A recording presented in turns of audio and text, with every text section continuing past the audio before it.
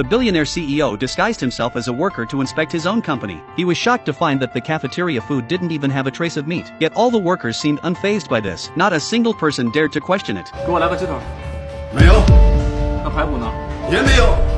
五花肉总得有吧？成，就这些，爱吃不吃，不吃就滚蛋。 Just then, a nearby coworker quickly pulled him aside. Sitting at the table, the CEO grew more and more furious, but his coworkers seemed used to it and advised him not to stir up trouble. For years, they'd worked here without ever tasting meat in their meals. As the CEO was asking more about this, a wealthy boss swaggered over and sat nearby. The chef, noticing the boss's arrival, immediately served a plate full of meat. This obvious favoritism only made the CEO angrier. He questioned the chef, asking why he had said there was no meat. The chef sneered and replied that low-level workers didn't deserve it. The CEO quickly retorted that every employee was entitled to a meal allowance. Why was meat reserved only for the leaders? The wealthy boss smugly responded that he made the rules and no one else had a say. He immediately picked up a drumstick and dared the CEO to eat it. The chef also advised the CEO not to offend the wealthy boss. The CEO stayed silent, curious to see what the boss would do next. But the boss grew bolder. He randomly called over a worker and demanded he call him dad in exchange for a drumstick. Afraid of losing his job, the worker complied. Watching this, the CEO felt his anger boil over, determined to teach the boss a lesson. Slowly, he rolled up his sleeves, ready to act. The wealthy boss continued his taunts, pushing him further. The CEO, without hesitation, slapped the boss across the face, teaching him a lesson without a second thought. The workers around watched in satisfaction, marveling that someone had finally stood up to the boss. The boss's assistant rushed over to help him up, ready to retaliate, but was intimidated by the CEO's stance. Not willing to back down, the boss ordered his assistant to call the HR manager, threatening to fire the CEO. When the manager arrived, he wanted to defend the CEO, but the wealthy boss demanded that the manager kiss him to keep his job. The manager firmly refused, stating that he and his husband would face any consequences together. Seeing this, the wealthy boss insisted on kicking the couple out of the company. Just then, the company director arrived.